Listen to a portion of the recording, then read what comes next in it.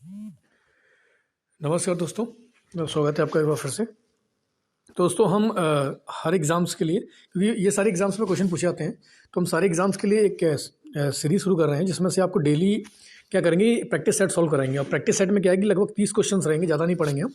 तो 30 क्वेश्चंस में आपको जितने भी इंपॉर्टेंट क्वेश्चंस जो एग्जाम में प्रीवियस ईयर पूछे गए हैं, तो उनको हम सेट के हिसाब से पूरा कंप्लीट कर लेंगे। तो इस तरीके से हम 10,000 क्वेश्चन करने वाले हैं। कोई पैसा नहीं, कोई लेन देन नहीं, कुछ नहीं करना है। जो मैंने भी पढ़ा है इसको, तो इस चीज़ को ध्यान रखना है। तो मैं आप सबके साथ शेयर कर रहा हूँ।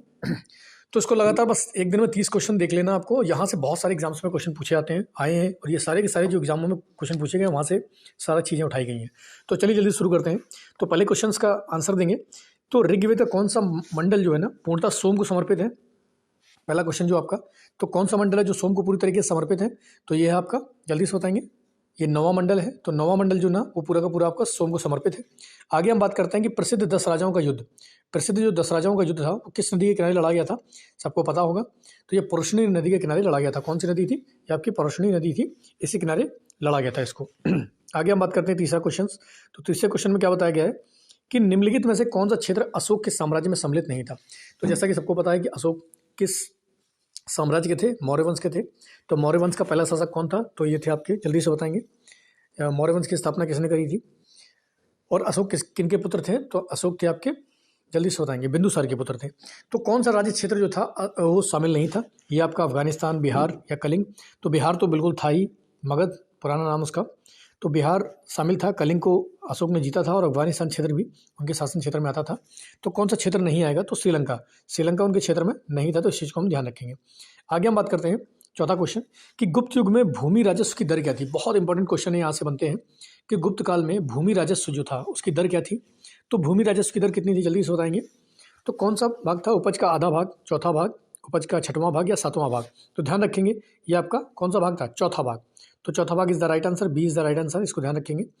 आगे बात करते हैं तबकात ए नासिरी का लेखक कौन था? बहुत सारे एग्जाम्स में क्वेश्चन पूछा गया है। तो तबकात ए नासिरी का लेखक कौन हुआ करते थे? जल्दी से बताएंगे। तो मिनहाज उस सिराज जो थे वो इसके लेखक हुआ करते थे, इसी को हम ध्यान रखेंगे। Option C is the right answer, 5 का। छठवें का देखेंगे, अलाई दरवाजे का निर्माण किस सुल्तान ने कराया था? तो जल्दी बताएंगे, अलाई दरवाजे का निर्माण किस सुल्तान ने कराया था? बहुत मोस्ट इंपॉर्टेंट क्वेश्चन है, बहुत सारे एग्जाम में आता है। तो इल्तुतमिश ने, या बलबन ने, या अलाउद्दीन खिलजी ने, या फिरोज तुगलक ने? तो इसका निर्माण कराया था अलाउद्दीन खिलजी ने। Option C is the right answer, इसको ध्यान रखेंगे। ऑप्शन सी क्या है? राइट आंसर है, तो इसको हम ध्यान रखेंगे। आगे हम बात करते हैं 7वां क्वेश्चन कि अंग्रेजों ने श्रीरंगपट्टम की संधि किसके साथ की थी? तो जैसे हमें पता है कि कर्नाटक मैसूर युद्ध हुआ था, तो मैसूर युद्ध में कई संधियाँ हुई थी। तो आंग्ल मैसूर युद्ध हुआ था, तो कितने मैसूर युद्ध हुए थे? 4 हुए थे। तो श्रीरंगपट्टम की संधि जो हुई थी, तीसरा मैसूर युद्ध था, उसमें हुई थी। तो किसके और किसके बीच हुई थी? जल्दी से बताएंगे, अंग्रेजों ने किसके साथ करी थी? तो इसका आंसर क्या है? टीपू सुल्तान। तो इस चीज़ को ध्यान रखेंगे कि जो श्रीरंगपट्टम की संधि हुई थी वो अंग्रेजों और टीपू सुल्तान के बीच में हुई थी, ठीक है। और टीपू सुल्तान किनके बेटे थे? तो हैदर अली के बेटे हुआ करते थे। आगे बात करते हैं कि 8वां क्वेश्चन है कि 1857 के नेतृत्व में दिल्ली का विद्रोह का नेतृत्व जो था वो दिल्ली में किसने किया था? तो दिल्ली में कौन नेतृत्व कर रहा था 1857 का? तो ये आपका D is the right answer, Bahadur Shah Zafar. जल्दी से कमेंट करके बताना, आपके 30 क्वेश्चन आज हम करने वाले हैं, तो 30 क्वेश्चन में कितने क्वेश्चन आपके सही जा रहे हैं। अगला है कि 1905 में बंगाल विभाजन किस वायसराय ने किया था? तो 1905 के समय में जो भारत में बंगाल विभाजन हुआ था, उस समय भारत में अंग्रेजी वायसराय कौन था? जल्दी से कमेंट करके जल्दी से इसमें बताएंगे। तो 9 का बी कौन सा है आपका? जल्दी से बताएंगे। तो 9 का B is the right answer है आपका, लॉर्ड कर्जन हुआ करते थे उस समय बंगाल विभाजन के समय। तो कर्जन के समय ही भारत में बंगाल विभाजन हुआ था। आगे क्वेश्चन देखते हैं कि प्रथम मगध साम्राज्य का उत्कर्ष किस ईस्वी शताब्दी पूर्व हुआ था? तो मगध का उत्कर्ष जो हुआ था किस शताब्दी पूर्व हुआ था? जल्दी से कम बताओ जरा। तो ये 6वीं शताब्दी में। कब हुआ था मगध का उत्कर्ष? जब महाजनपद बन के निकले थे। तो सबसे पहले आपका सिंधु घाटी सभ्यता, उसके बाद आया था वैदिक काल में ऋग्वैदिक काल, फिर उत्तर वैदिक काल, उसके बाद आपका मगध का उत्कर्ष शुरू हो जाता है। जिसमें D is the right answer, 10 का। 11 देखते हैं कि पाटलिपुत्र को किस शासक ने सर्वप्रथम अपनी राजधानी बनाया था? तो ये बहुत इंपॉर्टेंट क्वेश्चन है कि पाटलिपुत्र को किस शासक ने सर्वप्रथम अपनी राजधानी बनाया था? तो हम देखते हैं, पहला ऑप्शन है आपका चंद्रगुप्त मौर्य ने, अशोक ने, या चंद्रगुप्त विक्रमादित्य ने, या समुद्रगुप्त ने?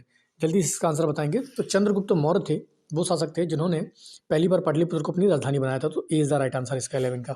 आगे हम बात करते हैं कि नालंदा विश्वविद्यालय किस लिए विश्व प्रसिद्ध था?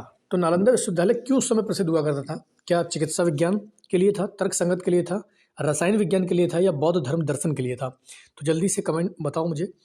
तो नालंदा किस लिए प्रसिद्ध था? अच्छा, नालंदा विश्वविद्यालय कहाँ पर है? और किस लिए प्रसिद्ध था? तो ये बौद्ध धर्म से संबंधित था। कौन सा? बौद्ध धर्म दर्शन से संबंधित था। इस चीज़ को ध्यान रखना है कि बौद्ध धर्म दर्शन से ये संबंधित था। आगे हम बात करते हैं, 13वां क्वेश्चन है कि बिहार के किस नेता ने महात्मा गांधी के साथ किसान आंदोलन का नेतृत्व किया? तो उस समय बिहार का कौन सा नेता था जिसने महात्मा गांधी के साथ किसान आंदोलन का नेतृत्व किया था? तो जल्दी से बताइए। बाबा रामचंद्र थे, राजेंद्र प्रसाद थे, राजकुमार शुक्ल थे या कुंवर सिंह थे? तो उस समय आपके बहुत बार पीसीएस वगैरह में भी पूछा गया है। तो राजकुमार शुक्ल जो थे वो उस समय गांधी जी के साथ थे किसान आंदोलन के समय।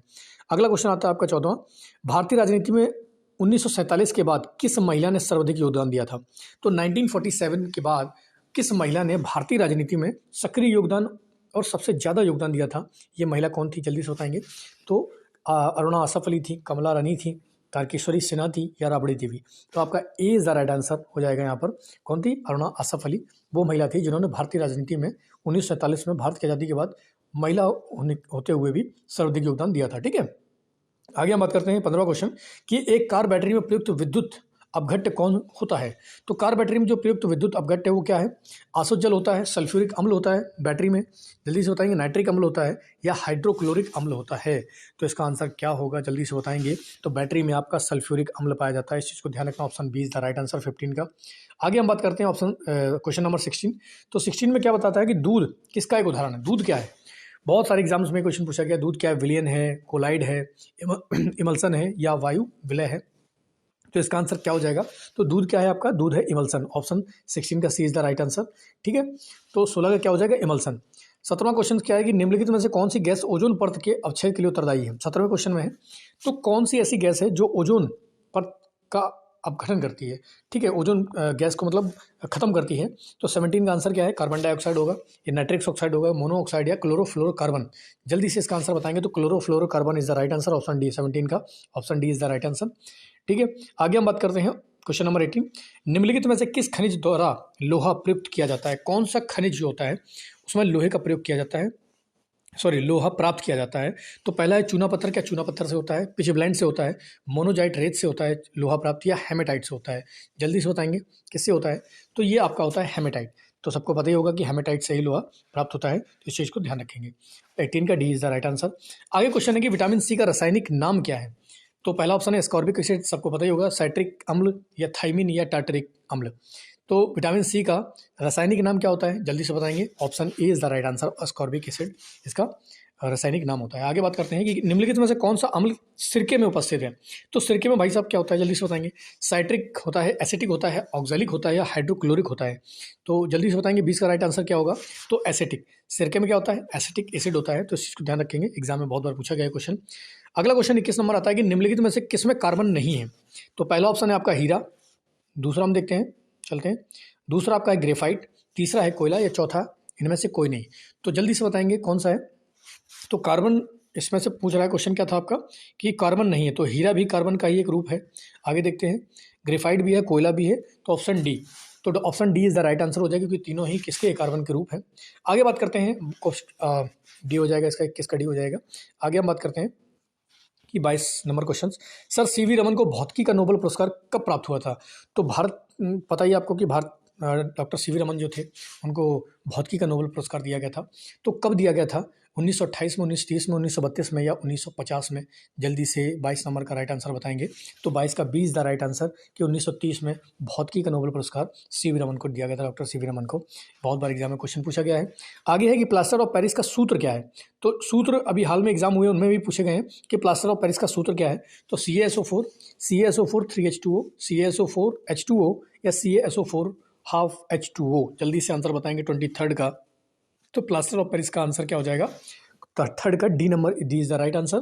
CaSO4 half H2O is the right answer. ठीक है, आगे बात करते हैं 24 नंबर क्वेश्चन की ध्वनि का वायु में वेग अनुमानित कितना होता है? तो ध्वनि में वायु का वेग कितना होता है? 10 किलोमीटर पर सेकेंड, 10 मील पर मिनट, 303 मीटर पर सेकेंड, या 3 गुणा 10 की पावर 10 सेंटीमीटर पर सेकेंड? तो ध्वनि का वायु में वेग कितना होता है? जल्दी से क्वेश्चन को सॉल्व करिए, बताइए 24 का। तो 330 मीटर पर सेकंड, बहुत बार एग्जाम में पूछा गया। 24 का option C is the right answer.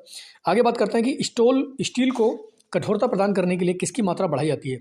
तो अगर आपको स्टील को कठोर करना है तो स्टील में किसकी मात्रा बढ़ा दें कि स्टील कठोर हो जाती है? कार्बन की, मैग्नीज की, सिलिकॉन की या क्रोमियम की? जल्दी से बताएंगे इसको। तो अगर हम जल्दी से बताएंगे 25 का, तो D is the right answer कि अगर हम स्टील में क्रोमियम की मात्रा बढ़ा देते हैं तो इसकी कठोरता बढ़ जाती है। ठीक है, स्टील को कठोर करने के लिए हम क्रोमियम का यूज़ करते हैं। एग्जाम में बहुत पूछा जाता है क्वेश्चन। आगे बात करते हैं 26 कि प्रकाश विकिरणों की प्रकृति किसके समान होती है? तो प्रकाश जो विकिरणें होती हैं उनकी प्रकृति जो होती है किसके समान होती है? तरंग के समान होती है, कर्ण या तरंग या कण दोनों के समान, या इनमें से किसी के नहीं? तो ध्यान रखना, जल्दी से बताएंगे कि प्रकाश विकिरण जो होते हैं उनकी प्रकृति कैसे होती है? तरंग और कण दोनों के समान होती है। 26 का सी इज द राइट आंसर। आगे क्वेश्चन अच्छा है कि भारतीय संविधान में कितने आर्टिकल्स हैं?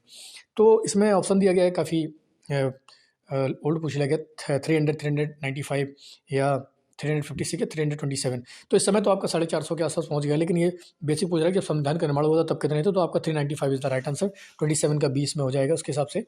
आगे हम बात करते हैं 28 नंबर क्वेश्चन कि भारतीय संविधान ने केंद्रीय सरकार को अधिशासी शक्तियों को किसमें निहित किया है? तो भारतीय संविधान ने केंद्रीय सरकार की जो अधिशासी शक्तियां हैं वो किसमें निहित की हैं? तो आपका पहला ऑप्शन है राष्ट्रपति, दूसरा है प्रधानमंत्री, तीसरा है केंद्रीय मंत्रिमंडल और चौथा है उपरोक्त सभी। तो जल्दी से बताएंगे अधिशासी शक्तियां किसके अंदर है? तो ये आपका ऑप्शन 28 का डी हो जाएगा।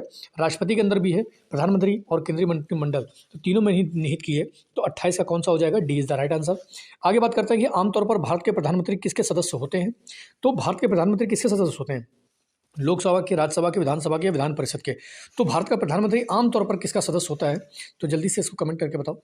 तो इसका है कि 29 नंबर क्वेश्चंस का जो राइट आंसर होगा वो आपका ए होगा। अधिकांश जो प्रधानमंत्री आते हैं वो लोकसभा से ही आते हैं।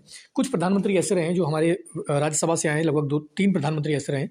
जल्दी से बताएंगे कि कौन कौन से प्रधानमंत्री ऐसे रहे हैं जो राज्यसभा से आए हैं, कमेंट करके बताएंगे। ठीक है, और लास्ट क्वेश्चन हम पढ़ते हैं कि लोकसभा के कम से कम एक वर्ष में कितने सत्र बुलाए जाते हैं? तो लोकसभा के कम से कम एक वर्ष में कितने सत्र बुलाए जाते हैं? तो ऑप्शन एक है आपके 1, 2, 3 या 4। तो बताइए जल्दी से कितने सत्र बुलाए जाते हैं? तो कम से कम एक वर्ष में कितने सत्र बुलाए जाते हैं? तो ये आपके हैं 2। ठीक है, इस चीज़ को ध्यान रखना है। कितने सत्र बुलाए जाते हैं? तो 2 इज द राइट आंसर कि 2 सत्र बुलाए जाते हैं। तो ये हमने पूरा पढ़ा है, 30 क्वेश्चंस की पूरी सीरीज़ है। तो इसमें जल्दी से बताइए कितने क्वेश्चन सही निकले, कितने क्वेश्चन नहीं। हम 10,000 क्वेश्चन करने वाले हैं, यहाँ से एक भी क्वेश्चन आपके एग्जाम से बाहर नहीं आएगा। तो लगातार पढ़ाई करते रहो और लगातार रिविजन करते रहो। ठीक है, हम नेक्स्ट प्रैक्टिस सेट लेके आएंगे आगे। तब तक के लिए जय हिंद।